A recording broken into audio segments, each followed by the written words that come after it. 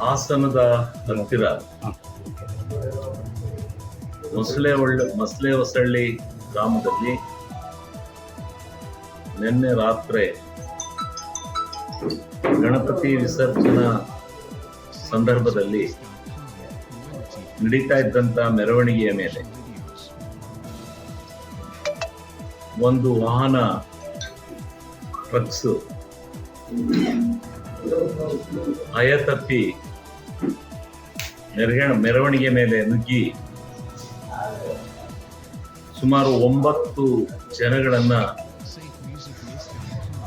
ಬಲಿ ತೆಗೆದುಕೊಂಡಿರ್ತಕ್ಕಂಥ ಘನಘೋರವಾಗಿರ್ತಕ್ಕಂಥ ಒಂದು ಸುದ್ದಿ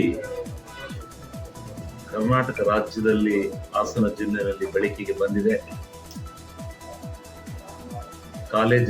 ಇಂಜಿನಿಯರಿಂಗ್ ಕಾಲೇಜಿನ ವಿದ್ಯಾರ್ಥಿಗಳು ಸೇರಿದ್ದಾರೆ. ನಿಜವಾಗ್ಲೂ ಮನಸ್ಸಿಗೆ ಬಹಳ ನೋವುಂಟಾಗಿದೆ. ಸುಮಾರು 20 ಜನಕ್ಕೂ ಅಧಿಕವಾಗಿ ಗಾಯಗೊಂಡಿದ್ದಾರೆ. ಇವರೆಲ್ಲರಿಗೆ ಸುಖ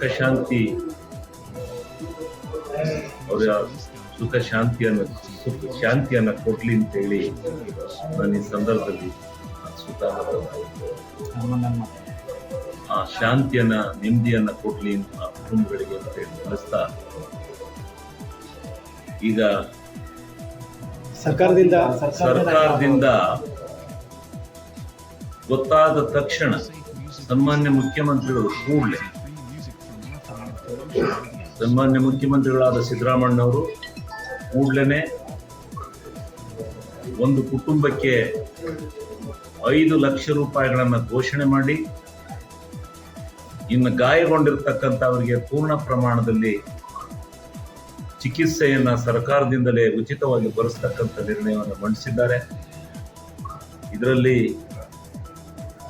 ಅಜಾಗರೂಕತೆಯಿಂದ ಯಾರು ಚಾಲನೆಯನ್ನು ಮಾಡ್ತಾ ಇದ್ರು ಅವ್ರ ಮೇಲೆ ಮೊಕದ್ದಮೆಯನ್ನು ಹಾಕಿ, ನಿಜವಾಗ್ಲೂ ಇಂಥ ದುರ್ಘಟನೆಗಳು ನಡೆಯದ ರೀತಿಯಲ್ಲಿ ಕ್ರಮವನ್ನು ವಹಿಸಬೇಕು ಅಂತ ಹೇಳಿ ನಾನು ಈ ಸಂದರ್ಭದಲ್ಲಿ ವಿನಂತಿ ಮಾಡ್ತೀನಿ.